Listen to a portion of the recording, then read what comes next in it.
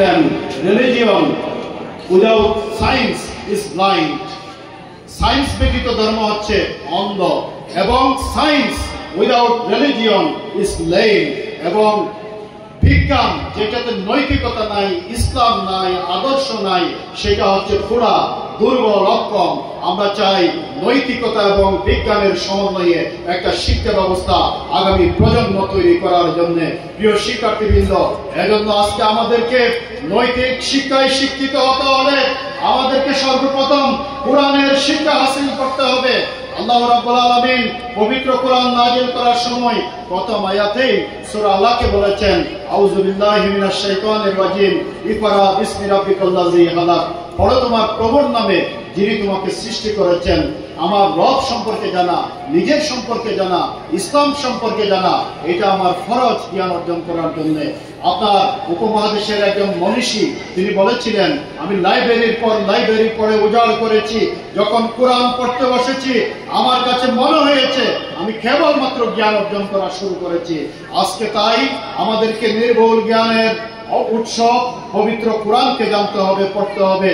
তাহলে আমাদের জীবন, আমাদের নৈতিকতা, আমাদের চরিত্র সুন্দর হবে। প্রিয় শিক্ষার্থীবৃন্দ, আসো আমাদের এই প্রিয় বাংলাদেশ, আমরা এই বাংলাদেশ সুদীর্ঘ সময়ও মাথা উঁচু করে দাঁড়াতে পারে নাই একটা নৈতিক, চরিত্রবান, দক্ষ, সৎ নেতৃত্বের কারণে। সেই নেতৃত্বের শূন্য আসনগুলো তাদেরকে পূরণ করতে হবে। আমার সামনে যারা বসে আছে এই কোমলমতি ছাত্রছাত্রীদেরকে সেই শূন্য আসনগুলো পূরণ করতে হবে। আর সেজন্য তোমাদেরকে কোরআন, সুন্নাহ, বিজ্ঞান, টেকনোলজি তোমাদেরকে জানতে হবে, রিসার্চ করতে হবে। স্বপ্নকে আমি প্রথমেই বলেছিলাম অনেক বড় করতে হবে। ইসলাম শুধু আদর্শ দ্বীনকে জানার জন্য বলে না। আল্লাহ রাসূল সাল্লাল্লাহু আলাইহি ওয়াসাল্লামের সময়ে বিজ্ঞানে এবং বৈষয়িক জ্ঞানে চীন উন্নত ছিল। আল্লাহ রাসূল বলেছিলেন, জ্ঞান অর্জনের জন্য দরকার হলে তোমরা চীন দেশে যাও। আজকের এই বাংলাদেশ প্রাকৃতিক সম্পদে ভরপুর।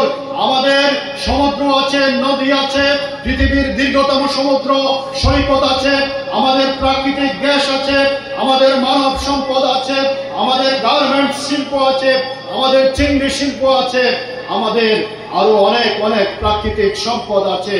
আজকে সেই সম্পদকে কাজে লাগিয়ে প্রপার ইউটিলাইজ করে এই দেশকে দারিদ্রতা মুক্ত, আধিপত্যবাদ মুক্ত একটা স্বাধীন, স্বনির্ভর রাষ্ট্র হিসেবে তোমরা কি দেখতে চাও?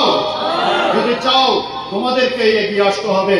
আমরা ছাত্র শিবিরের পক্ষ থেকে তোমাদেরকে আহ্বান করব, দেশপ্রেমের অনুভূতি নিয়ে ইসলামকে জানো, আদর্শকে জানো, এবং পড়ালেখার ধারাবাহিকতা রক্ষার মাধ্যমে এই দেশকে একটি সুন্দর আদর্শিক বাংলাদেশে বিনির্মাণের জন্য, আগামী দিনে দুর্নীতিমুক্ত একটা রাষ্ট্র গঠনের জন্য, আগামী জাতীয় নির্বাচনেও তোমাদের কাঙ্ক্ষিত ভূমিকা আমরা প্রত্যাশা করি।